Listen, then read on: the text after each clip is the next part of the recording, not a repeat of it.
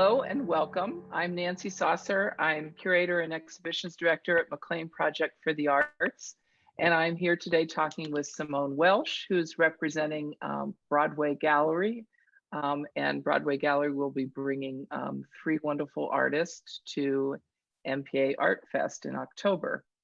Welcome, Simone. Hi, thank you so much for having me, Nancy. My name is, as Nancy had previously said, my name is Simone Welsh, and I am the lead art consultant and media manager for Broadway Galleries. Broadway Galleries is the largest premier full-service art gallery in the DMV area. I can start with either information about the gallery, or we can talk about the artists that we are very, very excited to be showing at the MPA this October. That's great. Just a tiny bit about the gallery by way of background. When was the gallery founded, and is there a particular type of artist that the gallery shows? I can see by your choices of the artists that you're bringing that there's a pretty broad array. So if you can just talk a little bit about the kind of the philosophy behind the gallery and the story behind the gallery. So the gallery was founded in 1978 by Sue Broadway, who is the mother of Barry Broadway, who currently runs the gallery. We have been in our flagship location in Alexandria in the industrial district right off of Edsel Road since the beginning. So now we are going on almost 44 years, which is excellent. Our other location, which acts as more of a satellite or storefront, as opposed to the Alexandria Gallery where we do most of our production, is up in Great Falls at the junction of 193 and 7. So we are very lucky to be able to service two very, very different areas of the DMV. It allows us— It's a big stretch, yeah. Yes, very much so. And we work all across the area and are very excited to not only do professional museum quality framing and installation, but to offer a very wide array of artists that are both local as well as internationally known. And we tend to showcase a good mixture of more modern contemporary art along with the more traditional landscapes and still lifes, because it's nice to be able to show it all, really. Right, and you're appealing to a lot of different tastes, for sure, and methods of working from the artists. That's wonderful, thank you. And that is a really impressively long run for an art gallery. So we're delighted to have you. Let's move on to the three artists that you'll be featuring. Shall we start with Haroni Ashlyn? Sure, yes. So if you can tell me a little bit more about her background and her method of working, that would be fabulous.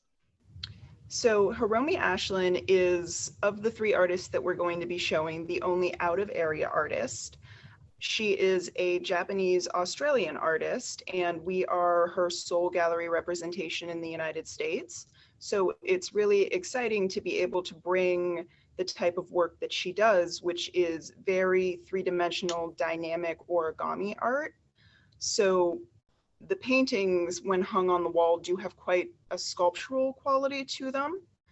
Mm-hmm. She makes her own paper for the origami art, and she draws a lot color palette wise from her time, not only in Japan, learning to become a Judan origami master and calligraphy master, but her time living in the Australian outback.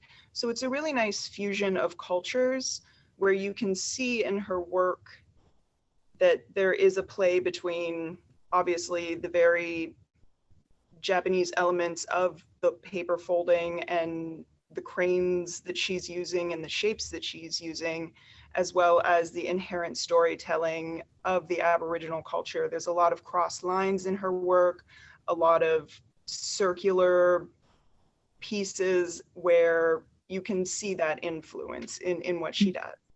Oh, absolutely. That's very clear. And I don't know that I would have put my finger on it before you brought it up and put it into context. But, you know, the sort of the type of abstraction with the sort of fields of color with the line work um, really does speak to Aboriginal art, and really there's a lot of commonality between the two sensibilities in general, it seems.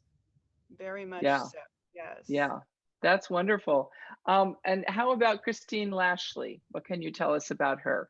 So Christine Lashley is actually a local artist, and we have been working with her. We have been representing her almost since the beginning of the gallery. So it's been excellent to see how she has grown in her work. She is best known as a contemporary impressionist and very, very well known and highly awarded for her plein air paintings, where she does do a full kit setup on location and is able to paint directly from life. It's very fun to watch. Prior to COVID, she would hold demonstrations where people would be able to actually observe her doing plein air painting. I know that's gone away a little bit because of the pandemic. Hopefully we'll be able to bring it back within the next year, fingers crossed. And she does do not only landscape of what we see every day in our own backyard here on the Potomac, but she also works cross country and does different scenes in the Southwest and the West, as well as cityscapes. So it's very interesting. I personally think it would be so hard to be a plein air painter in a city at any point in time.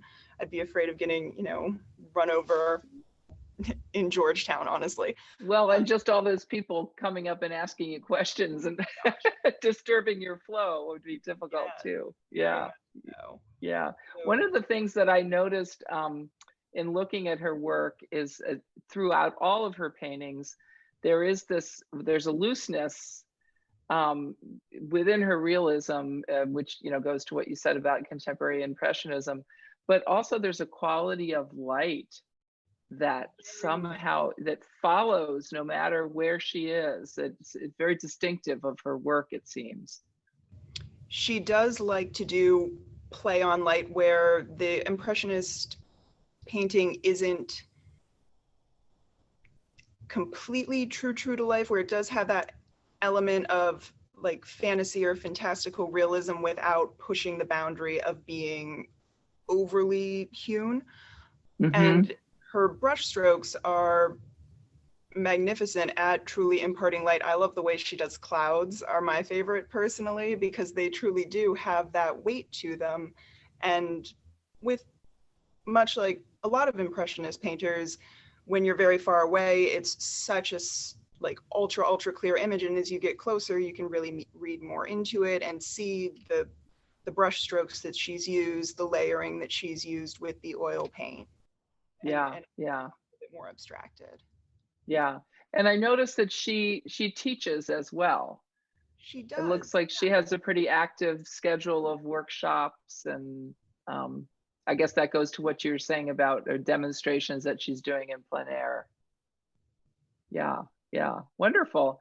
And I have to say it's impressive to have that kind of a long relationship between gallery and artists. So, that's what you strive for, that kind of support. So, yes. Yeah, back and forth. Yeah, that's great. And then the third artist, who I guess is on the bottom behind you, is Bradley Stevens. What can you tell us about Bradley?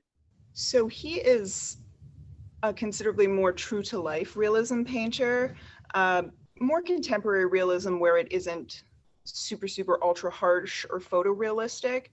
And he specializes not only in landscape painting and national, international, and local scenes, but he's very, very well known also as a portrait painter. It's very interesting to see both Lashley's work and Brad Stevens' work next to each other, because you can really see the difference between styles of realism and landscape painting.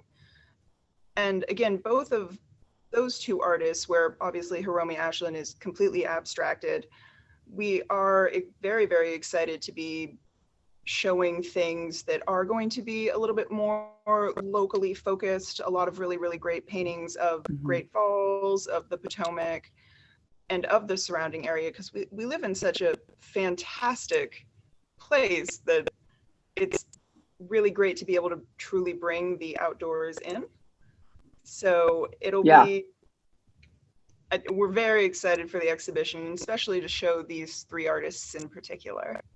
Well, one of the things I noticed about Bradley's work too is with his portraits. You know, he had very formal portraits, but he also had a lot of very kind of loose and more informal poses in the portraits, which was interesting. And then also reading about, you know, the description of him being classically trained. Correct.